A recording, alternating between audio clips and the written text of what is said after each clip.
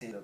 So they'll take him with his tail, swing him around, and then slam him on the ground. And then slam him on the ground, and then hang him, and then take a stick, and then, like a piñata. So he's alive the whole time, though. But they'll take a stick, and they'll basically try to crush his skull. So then he's kind of out, but he's not dead just yet. Because I'm assuming they need to keep the fur blood supply going to it and keep it alive and fresh or whatever they got to do before they treat it. So for whatever reason, they need to keep it alive. And then what they do is they hang it upside down, but he's still moving and kicking. So he's got an expression on his face like, what just happened to me? What is going to happen to me? What's going on? And then before he can really think any further, they start cutting from his belly.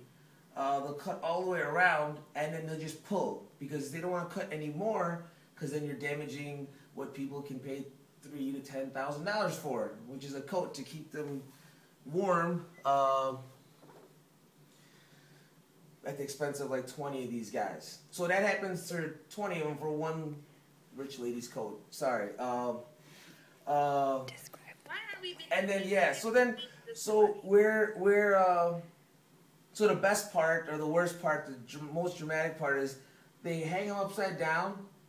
They hang him upside down and they cut by his belly. So it'd be, over here.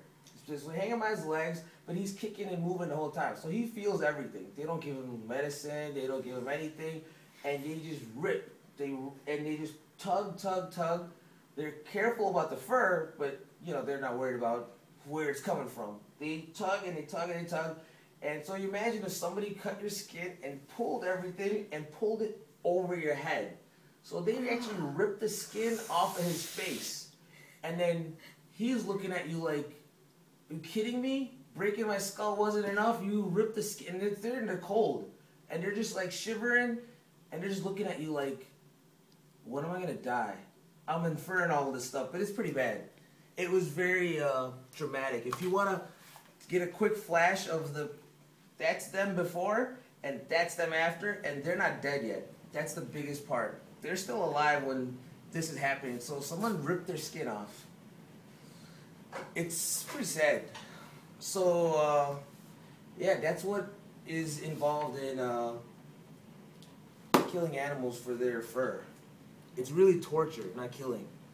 Killing would be the easy part, so. So why didn't they kill it and then they take it out? Why didn't they yes. do it? So, but there has to be a reason. There's something to do with the quality of the fur, because that's their only goal. Yeah. Is the quality of the fur and the amount, the volume. It's a business. Reach the same Nobody. If they just. But one, it's got to either be easier for them or inject them with something. Why? Because it's going to cost them money. Humane? I don't know. But they don't care about being humane. It's like picking cotton for them. It doesn't. They don't care. They don't care. They just you should see the part where they just slam the guy. You can hear his skull crack, and then his nose is broken. There's blood coming from his eyes, and he's looking. But you could see that he's alive. He's looking around, and he's just but he doesn't have the strength to move his head. He's just like, dude, let this be over.